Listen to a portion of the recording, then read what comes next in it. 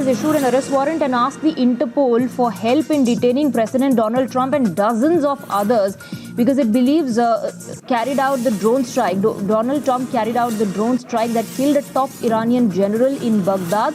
And this is the reason why Iran has now issued an arrest warrant. It also has asked the Interpol for help in detaining the President of United States of America. I believe Athar Khan, our consulting editor, joins us with more details. Let's go across to him. Yes, Athar.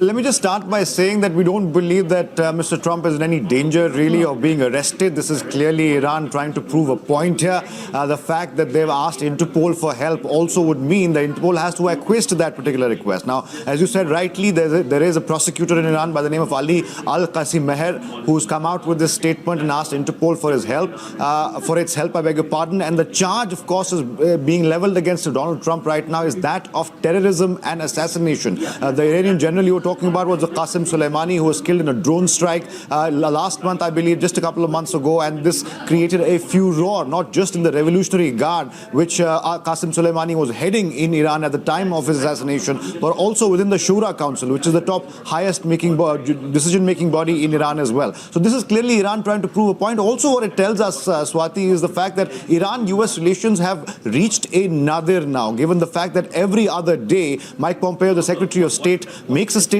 against Iran. Just the other day, at his press conference, he had called Iran the world's largest sponsor of state terror, which clearly is something not many countries agree with, including India. India does not ratify that position as far as the US-American position on Iran is concerned. But clearly, Iran is seeking to upping the ante here internationally, also showing to perhaps making a point to the US that they also have friends in the international community. Remember, the EU, as well as a bloc, as well as China, as well as Russia, have been strictly maintaining their business ties with Iran as well. In fact, let's go across to Mr. Naderi, who's joining us now as a senior journalist from Iran. Mr. Naderi, thank you for speaking to Times. Now, what do you make of this request? Because we understand that even though the request has gone to Interpol for their help in getting a warrant out for Trump, we don't expect Interpol to take it seriously. What is your take on this? Well, I think this is all for domestic consumption, and it has nothing to do with President Trump or the Interpol, even though that we have great cooperation with this international body when it comes to matters of national, regional, and international security. But make no mistake, there are many different groups and factions in this country, and they are competing with each other to hold seats at the parliament, at the government, and even the judiciary. So it makes perfect sense for the hardliners, the so-called conservatives, to come up with this kind of, demands and suggestions, or put pressure on the government to demand this kind of action from the Interpol. But as far as the Iranian politics is concerned, it is only for domestic consumption. Would that then also indicate, Mr. Naderi, that there are tensions within the Shura Council, and as you mentioned, hardliners or conservatives are forming one side? You also mentioned there is, of course, a difference of opinion in the topmost judicial bodies as well. So one, let me get this right, this is purely for domestic consumption, and two, this also indicates that all is not well within the topmost decision-making body in Iran.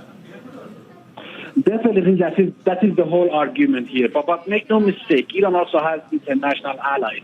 And partners like China and of course Russia. You know that we are about to sign a historic agreement with China worth hundreds of billions of dollars. Right. So in order to appease China and make sure that we will sign this kind of deal with China, they want to send this signal to their Russian counterpart, to their Chinese counterparts and Russian counterparts, right, that Iranian government is not going to normalize ties with the United States under any conditions. That's exactly why they have come up with this kind of suggestion for Interpol. Mr. Naderi, thank you for your time. And Swati, is very clear, as I was just saying, this is clearly a signal towards the US, as also pointing out that Iran is not alone. Russia, China, and the EU as a bloc is still doing business with them, despite Mike Pompeo and the Trump administration warning them. All right, Athar, thank you very much for joining us with